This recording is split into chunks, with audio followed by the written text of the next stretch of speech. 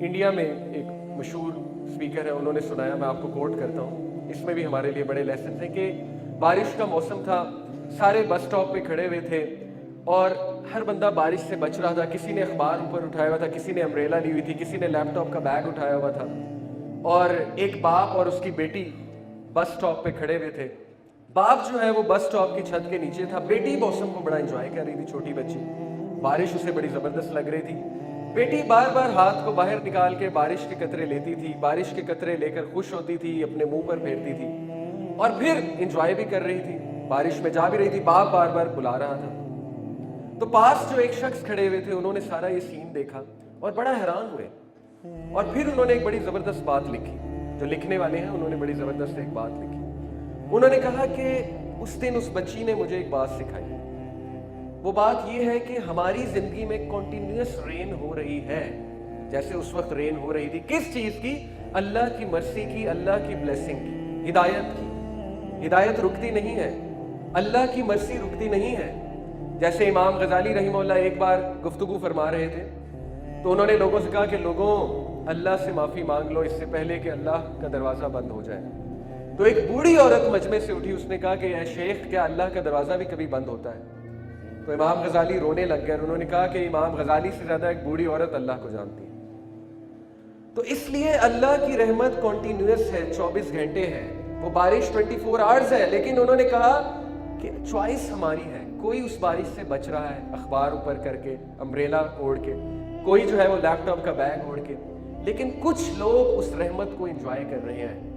बहुत सी मुश्किलात के बावजूद उस बच्ची की तरह जिंदगी गुजार रहे हैं, हैप्पीनेस के मोमेंट्स को एंजॉय करते हैं, हर वक्त दुखी नहीं रहते, एनर्जी लेते हैं उस रहमत से, हाथ बाहर निकाल के।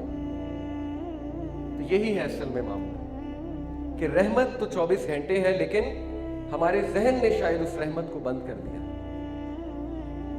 और अब्दुर्रहमान अल दाखिल, शायद आप में से कम लोगों ने उनके बारे में सुना होगा।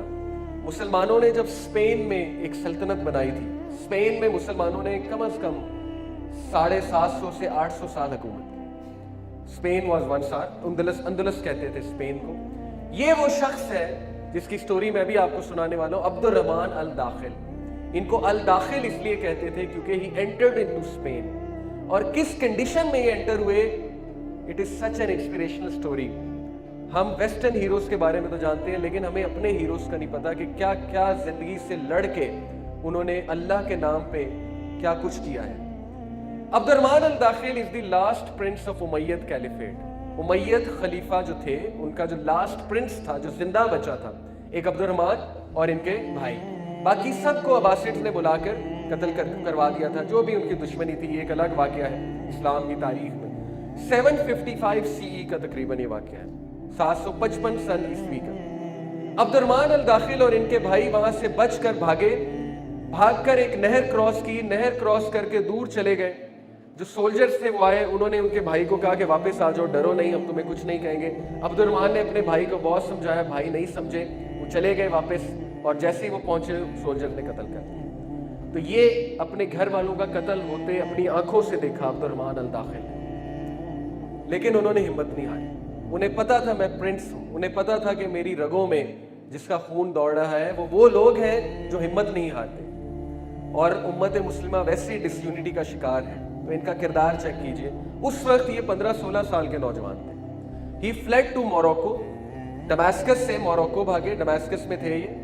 मोरक्को में जाकर इन्होंने रिफ्यूज ली, बहुत तंग जिंदगी गुजारी, बहुत सी मुश्किलात देखी, सदमा भी था, अपने माँ बाप का सदमा, अपने भाई का सदमा, उस सदमे को भी कैरी फॉरवर्ड किया, मुश्किलात को भी कैरी फॉरवर्ड किया। लेकिन एक विजन नजर आ रहा था इन्हें, और वो विजन था to unite the Muslim world. और उस विजन ने इनको उभारा, उस विजन ने इनको चिंगारी लगाई, और मोरक्को में इनको कुछ लोग मिले, कुछ साथी मिले। जब इंसान का विजन बड़ा होता है ना, तो उसको खुद ब खुद अल्लाह साथी देता है, हवारी देता है, मददगार देता है। और इनके थ्रू मुसलमान स्पेन में एंटर हुए, और स्पेन जो कि इस वक्त ऑलमोस्ट मुसलमानों के हाथ से जा रहा था। 712 सन ईस्वी में बाय द वे स्पेन फतह हुआ, आप सब ने पढ़ा होगा तारीख में, तारिक बिन ज़ियाद ने। और उसके बाद मुसलमानों के हाथ से ऑलमोस्ट जा रहा था, लेकिन he entered Spain along with his people. और वहां पे जो सिविल वॉर चल रही थी मुसलमानों के दरमियान, स्पेन में सिविल वॉर चल रही थी मुसलमानों के दरमियान. He entered there as a leader, he got recognized as a leader, और इनको उन्होंने पोजीशन दी और इन्होंने मुसलमानों को ना सिर्फ यूनाइट किया स्पेन में जाके, बल्कि जो बाकी मुनाफिकीन या काफिर लोग थे जो हमला कर रहे थे मुसलमान स्टेट पे, उनके खिलाफ फौज को इकट्ठा किया और स्पेन में दोबारा से इस्लामी सल्तनत कायम की. और इस शख्स का किरदार अब्दुर्रहमान अल दाखिल, जुम्मे के खुतबे में आप लोग हैरान हो जाएंगे कि अपना नाम नहीं लेते थे.